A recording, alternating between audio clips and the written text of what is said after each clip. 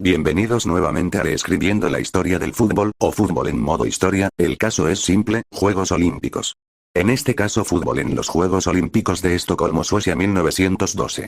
Primero tendremos una ronda preliminar donde se enfrentará la selección de Italia contra Finlandia, Noruega pasando automáticamente a la siguiente ronda, Holanda contra Suecia y finalmente Austria contra Alemania, que por cierto en esa edición se jugó un torneo de consolación, bastante extraño pero por suerte aquí no lo tendremos en cuenta. A lo que vinimos, el primer partido será entre Holanda y Suecia en el Estadio Olímpico de Estocolmo, en un partido de arranque trabado al minuto 25 Holanda generaría un penal del que se encargaría Bouwman, se encargaría de fallarlo porque el portero adivinaría el lado y atajaría cómodamente. El partido continuaría su dinámica hasta que en el minuto 34, Kolff para Holanda lanzaría un centro a través del área penal que impactaría de Groot tirándose de palomita dejando al portero sin opción adelantándose en el marcador. Holanda tomando el control del partido hasta el fin de la primera parte. Ahorrándonos así la segunda parte al no haber pasado absolutamente nada más que la superioridad absoluta de Holanda. Esta vez en el estadio de Råsunda tendríamos un clásico para algunos, Austria contra Alemania. Antes de final la primera parte en un partido muy igualado el conjunto alemán convertiría de la mano de Jäger al 41. Y a pesar de los intentos del conjunto austríaco en la recta final, no sería suficiente y Alemania aguantaría llevándose la victoria. Continuando con Italia enfrentándose a la selección de Finlandia, con la increíble asistencia de 600 personas, comenzaría el partido. Siendo bastante disputado en los primeros minutos hasta que se demuestra la calidad del calcio en un tiro libre que mataría a Melardo con un efecto violento colándose contra el palo. El árbitro ya iba a dar por concluida la primera parte en el 45+1 después de una gran jugada de Finlandia. El árbitro concedería penal, que tomaría Löfgren esperando a que el portero dé un paso para disparar y aunque el portero adivina el palo el tiro se coló perfectamente al lado del palo poniendo el 1-1 parcial. Comenzaría la segunda parte y el conjunto finlandés no pararía el ritmo y tomaría con la guardia baja a Alemania provocando un penal en una desconcentración de la defensa alemana, que en este caso el encargado de patear sería Saxel tomando carrera y anotando a la derecha, dándole la vuelta al partido y la cosa no acabaría ahí, nuevamente Saxel encontraría el gol al 67 con un tiro al borde del área con el exterior que venció al portero confirmado la remontada y finalmente anotando Olopainen en el cuarto gol confirmado ahora la goleada, avanzando Finlandia a la siguiente ronda. Una vez finalizada la primera ronda, sería hora de que se enfrenten en cuartos de final la selección que pelearán por llevarle la medalla a su país. Pasemos con Holanda enfrentándose a Alemania en un partido que promete mucho.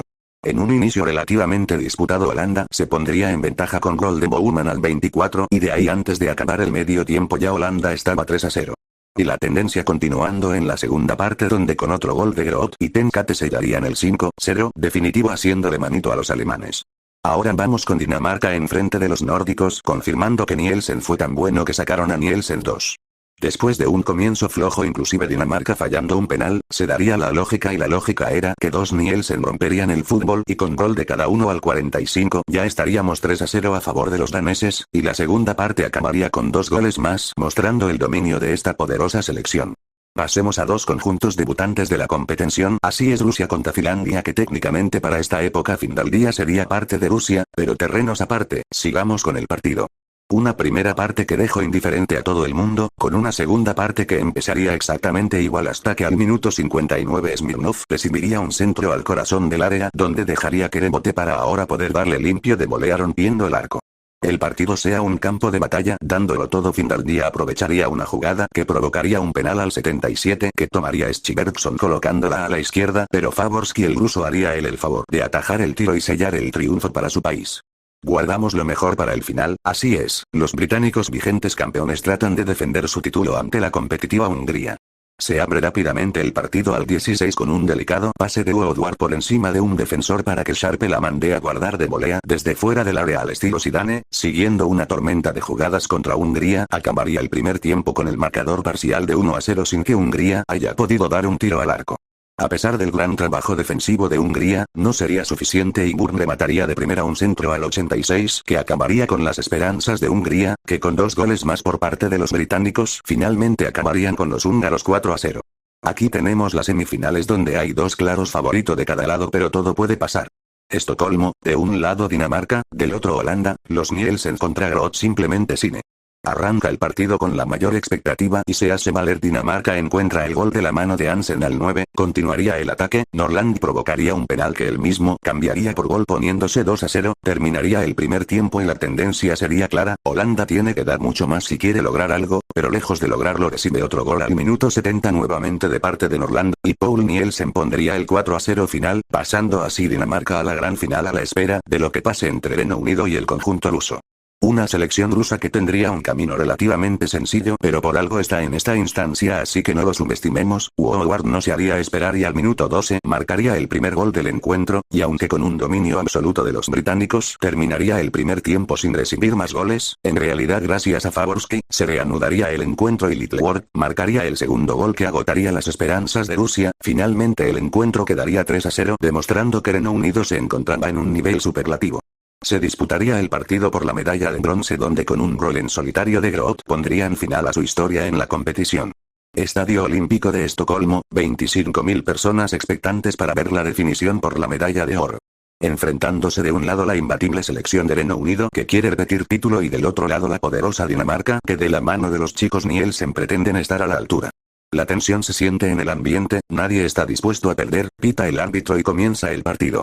Minuto 6 del partido. Norland eleva el balón por encima de un defensa, le queda a Wolfhagen mano a mano y es gol. Dinamarca da el golpe sobre la mesa, quiere la medalla.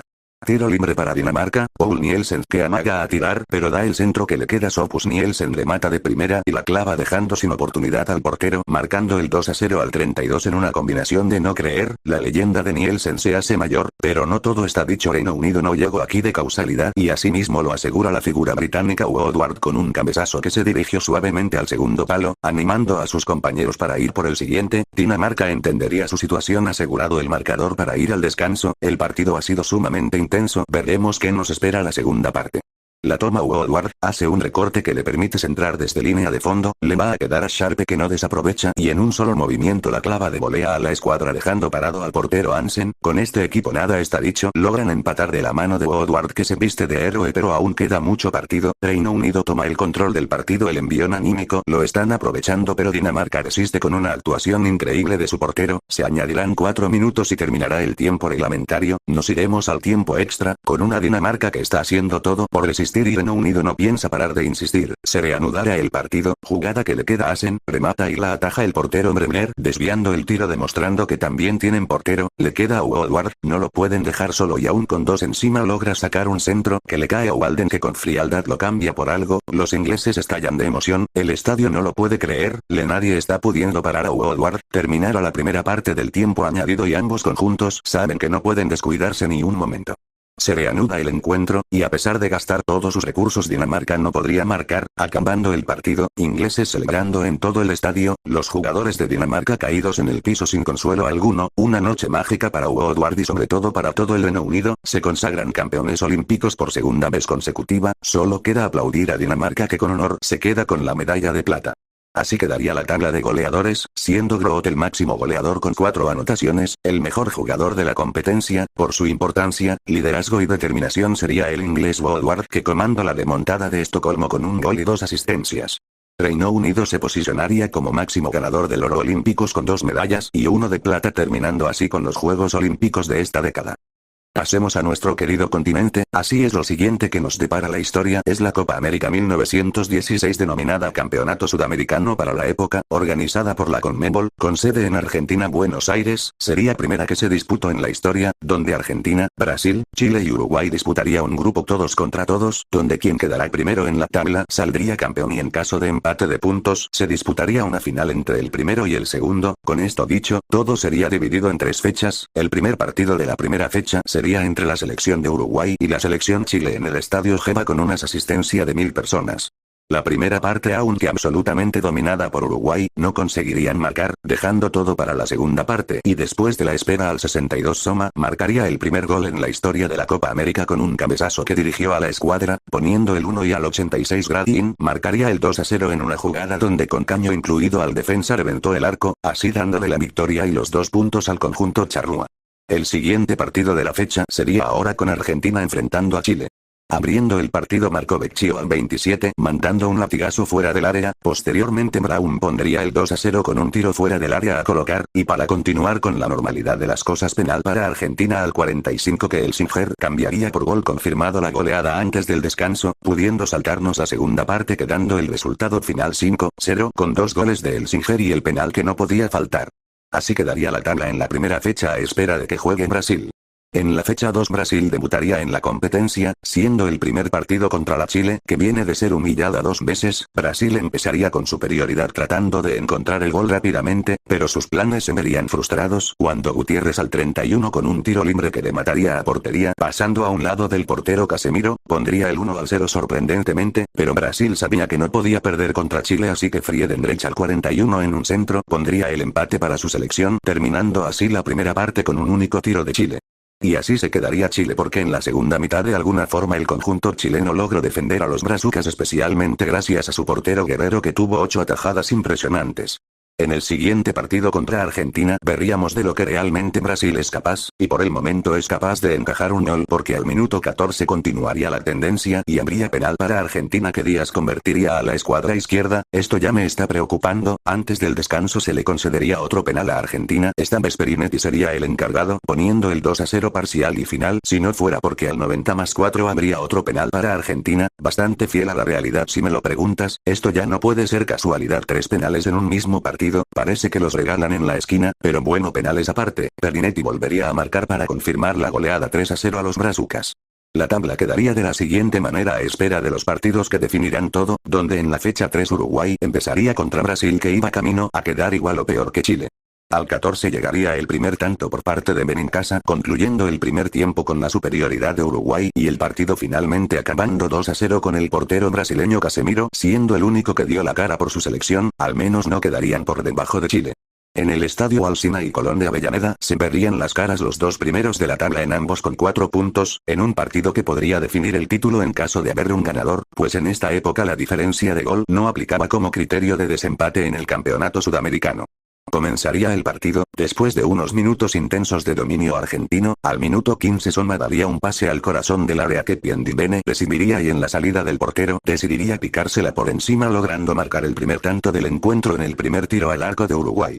Pero Argentina no bajaría los brazos, y antes del descanso al minuto 44 del pie de Perinetti saldría un pase al área chica que Mardarco alcanzaría a empatar para poner el empate. En la segunda parte habría un intercambio de golpes para cada lado, estaban muy igualados, solo un detalle podría cambiar la dinámica y ese sería Soma al 79 que recorta para llegar a línea de fondo, tirar el centro dejando a Benincasa para rematar de volea, donde dejando que Pitti rompería el arco desde el punto penal silenciando el estadio. Ya solo quedaba aguantar la diferencia, pero irían por más, y como si de poesía se tratase, al 90+1 se concedería penal para Uruguay, que Piandibene tomaría una corta carrera y marcaría a la derecha, acabando el partido 3-1, levantando la copa delante de los argentinos en su propio estadio.